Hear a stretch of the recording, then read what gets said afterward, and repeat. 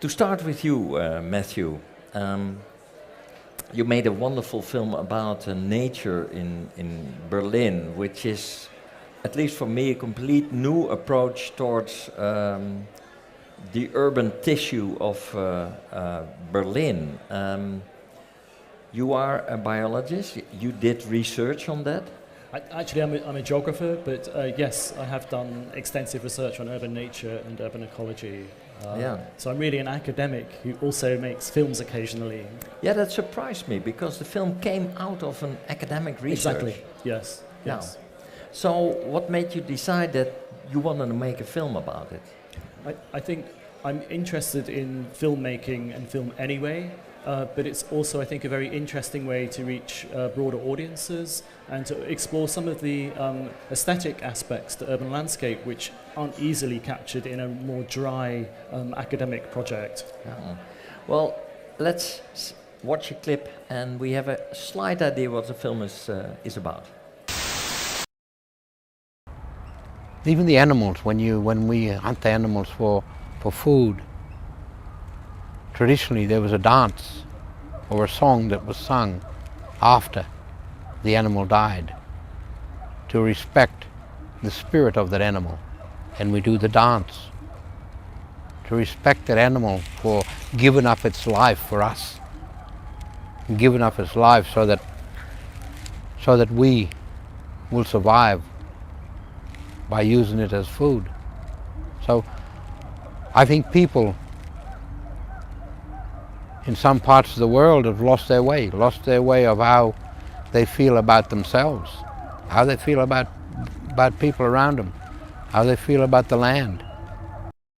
The perspective of native science that are being voiced by Indigenous peoples have great potential for developing insight and guidance for the creation of the kind of environmental ethics and deep understanding that must be gained in the critical times ahead.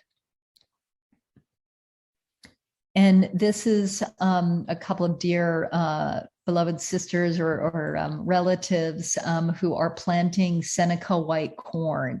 And this is showing this embodied ethic. We don't just dig a hole and throw the seed in. We take our time to speak to the seed, to pray to the seed.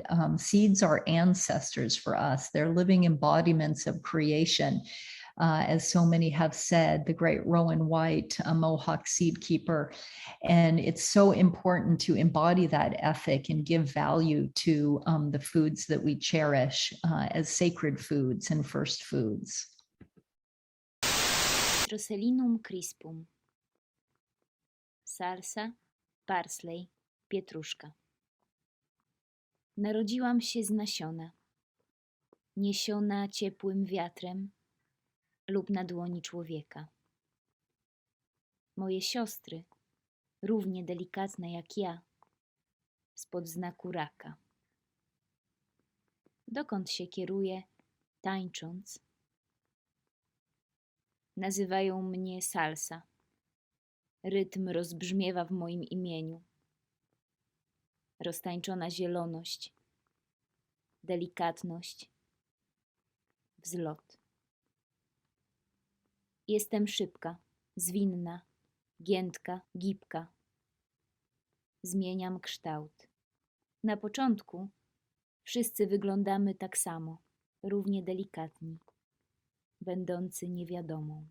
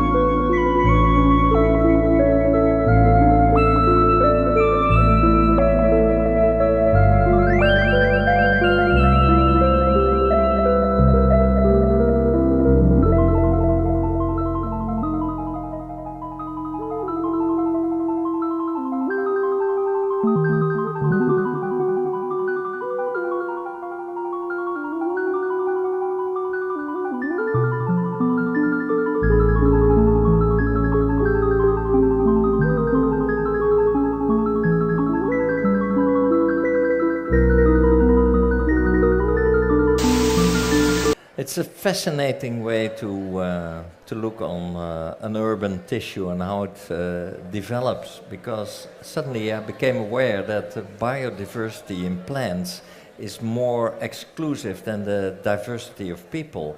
This city of comings and going, they brought in all these new species into the city. Where did your research come from and your interest on that? I think from all directions. As I grew up in London, I was very interested in these waste spaces, and I've really extended that interest.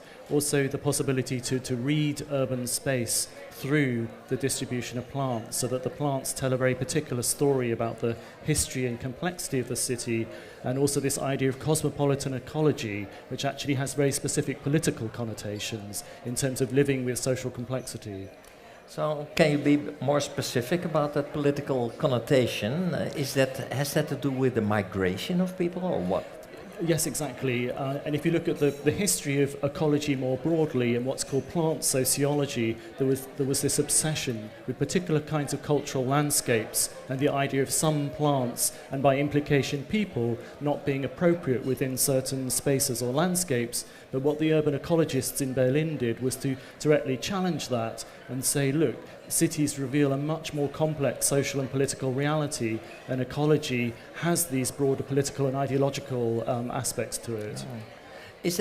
Has that to do with a new awareness of our own society, that people say, well, these people are Fremdkörper and they have to mingle with other people, and therefore it needs time, and we can learn from the plants and the biology? I think if you look at the history of science and the history of ecology, it reflects these wider social and political tensions.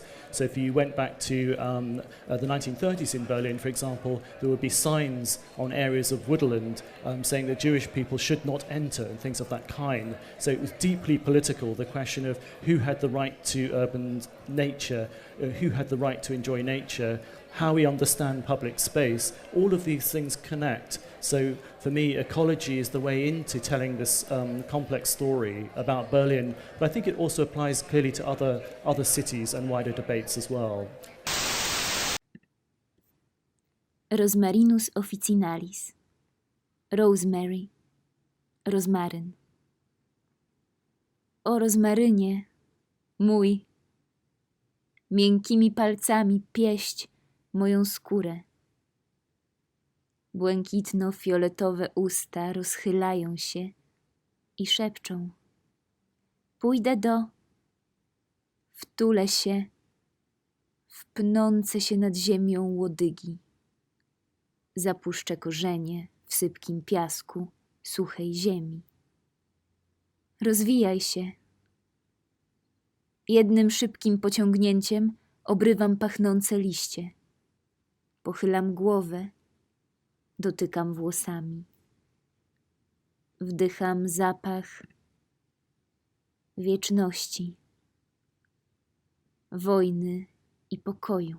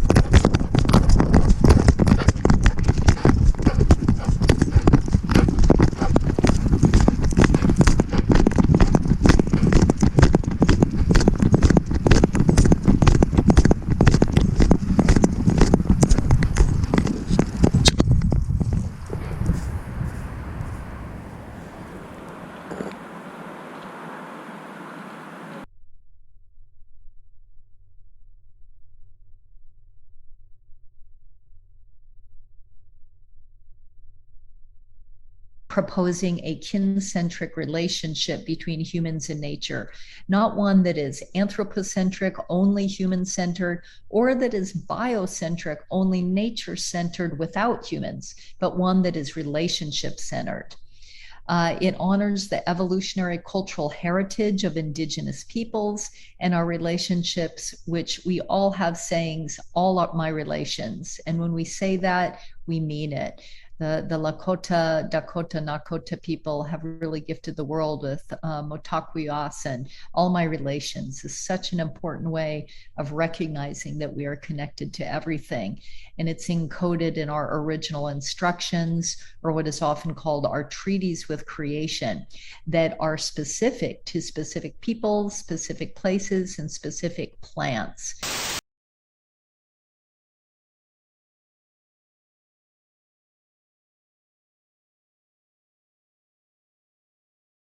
Proposing a kin-centric relationship between humans and nature, not one that is anthropocentric, only human-centered, or that is biocentric, only nature-centered without humans, but one that is relationship-centered. It honors the evolutionary cultural heritage of Indigenous peoples and our relationships, which we all have sayings, all are my relations. And when we say that, we mean it.